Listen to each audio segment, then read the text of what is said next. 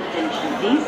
Train number 146E1 Dehradun Amritsar Express from Dehradun to अगर आप सोच रहे हैं किसी त्यौहार से पहले का रेलवे स्टेशन का हाल है तो आप गलत हैं। ये मंजर है यूपी कांस्टेबल एग्जाम के समय का। वैसे तो सरकारी नौकरी लगना किसी परिवार में त्यौहार से कम नहीं होता और सरकारी नौकरी एक ऐसा जुनून है जो पीढ़ी दर पीढ़ी बढ़ा ही चला जा रहा है। ये जुनून इतना तगड़ा है कि एल्विश भाई भी इससे नहीं बचे। मैं पेपर दूंगा कॉम्पिटिटिव एग्जाम CGL का, सरकारी नौकरी का एग्जाम होता है।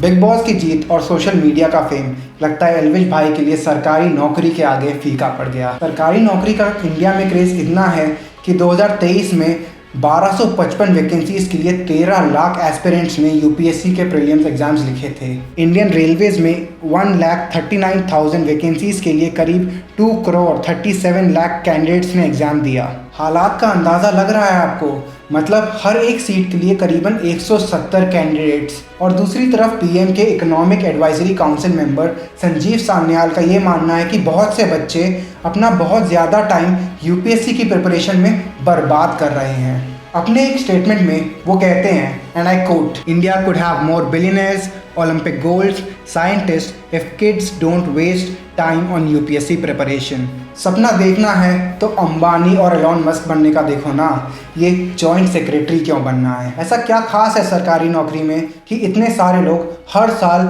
ये एग्जाम दिए जा रहे हैं? और क्या इन सभी लोगों को सरकारी नौकरी चाहिए भी, या फिर ये लोग भी उसी बीमारी का शिकार हैं जिसे हम कहते हैं शर्मा जी का बेटा इफेक्ट? Let's find out.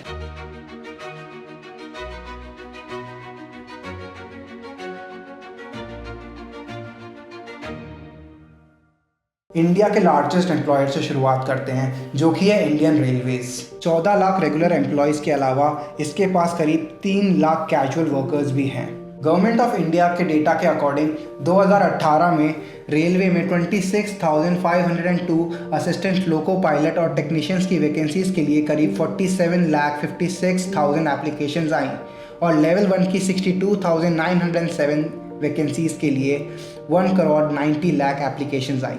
ये तो एक साल के डेटा की बात की हमने, पर आप अंदाज़ा लगा सकते हैं कि पिछले 4-5 साल में कितने करोड़ कैंडिडेट्स ने इन जॉब्स के लिए अप्लाई किया होगा और एक्चुअल रिक्रूटमेंट कितनी हुई।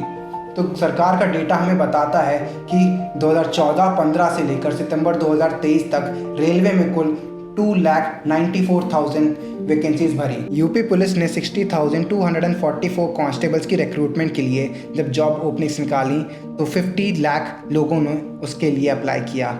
इनमें से 12,000 सीट्स वो रिजर्व फॉर विमेन और उन 12,000 पोस्ट के लिए 15 लाख औरतों ने अप्लाई किया। 2014 से 2023 तक सेंट्रल गवर्नमेंट में करीब 7,23,000 वैकेंसीज आई। और जानते हैं इसके लिए एप्लीकेंट्स कितने थे? 22 करोड़। हाँ, मैं 22 लाख नहीं 22 करोड़ बोल रहा हूँ। हर 7वें इंडियन ने सेंट्रल गवर्नमेंट के जॉब्स की काजू कतली कहानी चाहिए। पर इसके कारण क्या है? क्यों लोग अपने बाल सफ़ेद किए जा रहे हैं सरकारी नौकरी के लिए? कहा जाता है कि एक बार IIT से पढ़ाई कर लो तो लाइफ सेट है, करोड़ों का पैकेज आपका इंतजार कर रहा है। अभी मजा आएगा ना भिड़ो। पर एक शॉकिंग फैक्ट बताऊं, इस साल IIT बॉम्बे के 36% स्टूडेंट्स प्लेस ही नहीं हुए, मतलब उनकी जॉब्स ही नहीं लगी। और क्योंकि ज़्यादातर जॉब्स प्राइवेट सेक्टर में हैं तो एक बड़ा क्वेश्चन मार्क क्रिएट करता है पूरे सिस्टम पे। और ये उस चीज़ का भी इंडिकेशन है कि जॉब मार्केट एक्सटर्नल कंडीशंस पर डिपेंड करता है। उस टाइम पे ये इंपॉर्टेंट नहीं है कि आपकी काबिलियत क्या है, but it's more important what the market demands. आप मार्केट की डिमांड सप्लाई मैकेनिज्म की एक कठपुतली बन के रह जाते हो। इसका दूसरा पहलू है रॉन्ग कंपनी पॉलिसीज़। कभी कभी कंपनी के गलत डिसीजंस का भुगतान भी एम्प्लॉयज़ को ही करना पड़ता है। फॉर एग्जाम्पल, स्टार्टअप्स को जब फंडिंग मिलती है तो वो ट्रक भरकर हायरिंग कर लेते हैं और फिर जब बिजनेस उनकी एक्सपेक्टेशंस के मुताबिक नहीं चलता तो एक ही टाइम में 100 लोगों को ले ऑफ कर देते हैं। ये सडन ले ऑफ्स सिर्फ स्टार्टअप्स तक लिमिटेड नहीं है। बड़ी बड़ी कंपनियां, यहाँ तक कि गूगल, मेटा जो फेसबुक और इंस्टाग्राम की पेरेंट कंपनी है, फिर अमेजॉन, ट्विटर जैसी कंपनीज भी सडन ले ऑफ्स कर चुकी हैं। ले ऑफ्स की बात करें तो पिछले साल 1187 कंपनीज ने 2,62,595 एम्प्लॉयज़ निकाले थे। इसके जस्ट ऑपोजिट है सरकारी नौकरी, जो एक बार ले लो तो रिटायरमेंट तक सरकार के दामाद बन के रह जाओ। और क्योंकि काबिलियत की बात आ गई है तो अपने दूसरे फैक्टर की बात कर लेते हैं, जो कि है वर्क परफॉर्मेंस। प्राइवेट कंपनीज का मेन एम प्रॉफिट जनरेशन होता है और वो शेयर होल्डर सेंट्रिक होती हैं, ना कि एम्प्लॉय सेंट्रिक।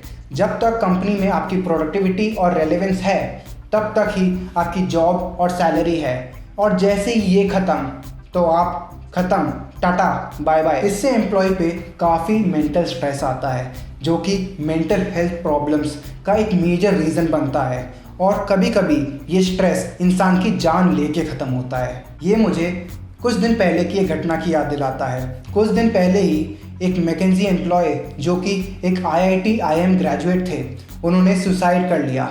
और रीज़न क्या था? Work related stress. स्ट्रेस का एक मेजर रीज़न होता है टाइमिंग एंड वर्कलोड। जहां सरकारी नौकरी में आपकी टाइमिंग्स मेजरली फिक्स्ड हैं, प्राइवेट कंपनीज में ऐसा नहीं होता। मशहूर कहावत है प्राइवेट सेक्टर में, यहाँ आने का टाइम तो फिक्स्ड है पर जाने का नहीं रे बाबू। और आजकल तो विमेन के लिए भी कोई रिलैक्सेशन नहीं है, और ये एक बड़ा एंटी टू बैरियर है अगर फीमेल वर्कफोर्स पार्टिसिपेशन इंक्रीज करने की बात करें। इसी रीज़न की वजह से कई वर्किंग मदर्स को अपने करियर पर फुल स्टॉप भी लगाना पड़ जाता है। और इस सब के बीच इन्फोसिस के फाउंडर नारायण मूर्ति अपने एम्प्लॉयज़ को ये नसीहत देते हैं कि भाई 70 आवर्स एक वीक में आप काम करें। Our youngsters must say, this is my country. I want to work 70 hours a week. और पर्सनल लाइफ, अरे वो क्या होता है? तो ये राय है हमारे बिग कॉर्पोरेट ऑफिसेस की अपने एम्प्लॉयज़ को लेके। हाँ, कुछ ऑफिसेस में वर्क एनवायरनमेंट बेटर हो सकता है, but majority of the big corporates function in this manner, जो कि काफ़ी स्ट्रेसफुल भी होता है। अब इन सब लेट नाइट, नो हॉलीडे और वर्क स्ट्रेस का इम्पैक्ट क्या होता है? इसका इम्पैक्ट होता है आपकी इमोशनल और फिजिकल हेल्थ पे। अगर आप 6 से 7 घंटे की नींद नहीं लेते हैं तो ये आपकी हेल्थ को एडवर्सली इम्पैक्ट करता है, स्पेशली आपकी मेंटल हेल्थ को।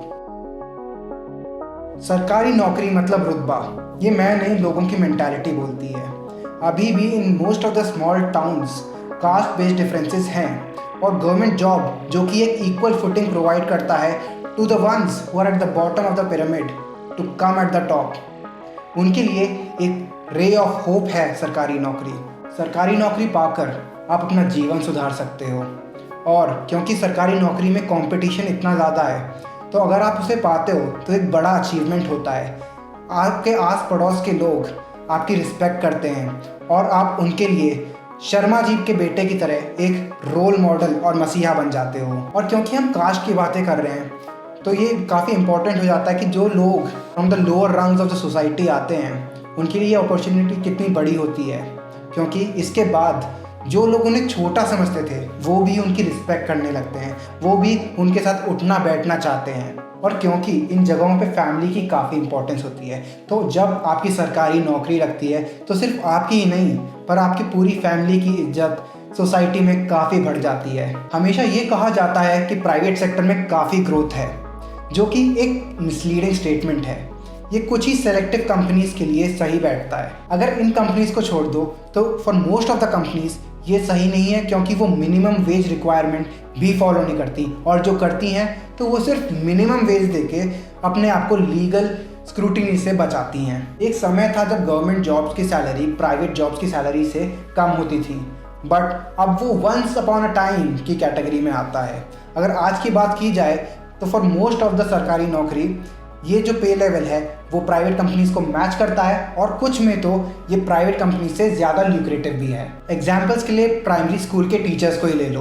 On an average private school के प्राइमरी टीचर्स को अराउंड 11,000 पर मंथ मिलता है, जबकि गवर्नमेंट स्कूल के टीचर्स को इसी लेवल पे करीब 31,000 रुपये मिलते हैं। इसका मतलब है अ डिफरेंस ऑफ अराउंड 65%। ऐसे ही अगर एक जूनियर लेवल ऑफिसर की बात करूं तो गवर्नमेंट जॉब में उनको एवरेज करीब 4 लाख पर ईयर मिलते हैं, जबकि प्राइवेट जॉब्स में उसी लेवल पे काम करने वाले बंदों को मिलते हैं करीब 3 लाख पर ईयर। दोनों में डिफरेंस हुआ करीब 31%। और ये सिर्फ बेसिक सैलरी की बात कर रहा हूँ मैं, इसमें हम पे के अलावा जो पर्क्स एसोसिएटेड हैं उसे काउंट नहीं कर रहे, जिसके बारे में हम पहले भी बात कर चुके हैं। अब कुछ लोग बोलेंगे कि भाई प्राइवेट सेक्टर में ग्रोथ अपॉर्चुनिटीज़ हैं तो सही। हाँ, आप पार्शली सही हैं, growth opportunities do exist in the private sector as well, पर प्राइवेट सेक्टर्स हमारे यूथ की एस्पिरेशंस को फुलफिल नहीं कर पा रहा है। अगर ऐसा होता तो IIT IIMs के ग्रेजुएट्स UPSC का एग्ज़ाम नहीं लिख रहे होते। ये तो बात हो गई कि क्यों लोग गवर्नमेंट जॉब्स प्रेफर करते हैं, पर अब ये भी जान लेते हैं कि ऐसी कौन सी जॉब्स हैं जिसके लिए हर साल इतने कैंडिडेट्स एग्ज़ाम लिखते हैं। तो इनमें से कुछ तो आपको पता ही होंगी, और पहला का नाम आई थिंक आपने गेस भी कर लिया होगा, जो कि सबसे डिफ़िकल्ट भी है इनमें, जो कि है UPSC सिविल सर्विसेज। इसमें कैंडिडेट्स IAS, IPS, IFS और IRS जैसी पोजीशंस के लिए अप्लाई करते हैं। इसके बाद आते हैं प्रोबेशनरी ऑफिसर्स की जॉब, जो institute of banking personal selection conduct करता है। SBI भी अलग से प्रोबेशनरी ऑफिसर्स के लिए एग्ज़ाम लेता है। फिर आता है SSC, स्टाफ सिलेक्शन कमीशन। हाँ, वही एल्विश भाई वाला। इसमें ग्रुप B और ग्रुप C के पोस्ट के लिए कैंडिडेट्स चुने जाते हैं, जिनकी पोस्टिंग मिनिस्ट्रीज, गवर्नमेंट डिपार्टमेंट्स और ऑर्गेनाइजेशंस में होती है। ऐसे ही railways, arm forces, paramilitary forces, central and state police service, RBI, SEBI, DRDO जैसी ऑर्गेनाइजेशंस में भी जॉब एक पॉपुलर करियर ऑप्शन है हमारी यूथ के लिए। अगर आप कॉम्पिटिटिव एग्जाम्स के बारे में और जानना चाहते हैं तो हमारे चैनल पे उसके लिए भी एक डिटेल्ड वीडियो बनी हुई है, जिसका लिंक मैं प्रोवाइड कर रहा हूँ। अब फ़ायदे तो हमने बहुत जान लिए, पर सिक्के का दूसरा पहलू भी जान लेते हैं, क्योंकि स्टार्टिंग में मैंने बोला था इन एग्ज़ाम्स में कंपटीशन काफ़ी हाई होता है। तो रोज़ 14 से 16 घंटे कई महीनों तक लोग इसी की तैयारी में जुटे रहते हैं। लेकिन जो करोड़ों लोग ये एग्ज़ाम देते हैं, उनमें से कुछ ही को सफलता मिलती है। अगर सिविल सर्विसेज की बात करें तो 1000 में से एक से भी कम कैंडिडेट सेलेक्ट होता है। आप सोच सकते होंगे कि बाकियों को कितनी निराशा होती होगी। सच ये है कि ये एग्ज़ाम्स सिलेक्शन नहीं पर रिजेक्शन पे बेस्ड हैं। कितना बड़ा सेटबैक होता होगा उनके लिए जो इन एग्ज़ाम्स में फेल हो जाते हैं। कई लोग तो इस इमोशनल सेटबैक से उभर ही नहीं पाते और इनकी ये दशा सुसाइड का मोड़ ले लेती है। अब सोचिए क्या बीतती होगी उन माँ बाप पे जिन्होंने अपने बच्चों की एक एक ख्वाहिश पूरी करते करते उन्हें बड़ा किया हो। और जो कैंडिडेट्स ये इमोशनल सेटबैक सह जाते हैं वो सोचते हैं क्या पता अगली बार हो जाए, एक और बार ट्राई तो करना बनता है, और वो इसी साइकिल में फंस के रह जाते हैं। साल दर साल वो एग्ज़ाम्स देते ही रहते हैं। फॉर कंटेक्स्ट UPSC के एग्ज़ाम्स की बात कर लेते हैं, जिसमें जनरल के लिए 32 एज लिमिट है और 6 अटेम्प्ट्स हैं। OBC के लिए थोड़ा एज रिलैक्सेशन है and similarly for SC ST। तो अगर देखा जाए मोटा मोटी तो कैंडिडेट्स हर साल प्रिपरेशन में ही लगे रहते हैं और अपनी पूरी यूथ इन्हीं एग्ज़ाम्स में झोंक देते हैं। अब सोच के देखिए, अगर हमारा यूथ इन्हीं एग्ज़ाम्स में लगा रहेगा तो इकोनॉमी पे कितना एडवर्स इम्पैक्ट पड़ेगा। जो एज पर यूथ को एक्टिवली इकोनॉमी को कंट्रीब्यूट करना चाहिए, उसमें वो सिर्फ जेंडर स्टडीज़ ही पढ़े जा रहे हैं। मनी कंट्रोल की एक रिपोर्ट कहती है कि 83% of jobless Indians are youth, जो कि वो लोग हैं जो 34 की उम्र से कम के लोग हैं। और इन सब सेटबैक्स और जॉबलेसनेस से क्या इम्पैक्ट पड़ता है इन कैंडिडेट्स की सोशल लाइफ पे। सोशल लाइफ की तो धज्जियाँ ही उड़ जाती हैं। क्यों? एग्ज़ाम की तैयारी में जो लगे रहे। अनसक्सेसफुल कैंडिडेट्स को अपनी क्वालिफिकेशन के हिसाब से जॉब से मिलना मुश्किल हो जाता है प्राइवेट सेक्टर में, क्योंकि वो उस टाइम compete कर रहे होते हैं अपनी एज से कम आए हुए नए फ्रेशर ग्रेजुएट से, जो कि फ्रेश ऑफ एनर्जी होते हैं। ऐसी थोड़ी संजय सान्याल जी यूथ को UPSC के बाहर की दुनिया एक्सप्लोर करने को बोल रहे हैं, और स्पेशली वो एंटरप्रेन्योरशिप पे तवज्जो दे रहे हैं। वैसे बात कुछ हद तक सही भी है, पर एक सच ये भी है कि इंडिया में बिजनेस सेटअप करना इतना ईजी नहीं है, स्पेशली उन लोगों के लिए जिनके पास कोई बिजनेस बैकग्राउंड नहीं है। क्यों? जानना चाहते हैं? इस पर भी एक डिटेल वीडियो बनाएंगे जिससे आपको ग्राउंड रियलिटी का थोड़ा आइडिया हो। फ्रेंड्स, अगर वीडियो अच्छी लगी हो तो do like, share and subscribe to the channel. फिर मिलते हैं एक नई दिलचस्प वीडियो के साथ।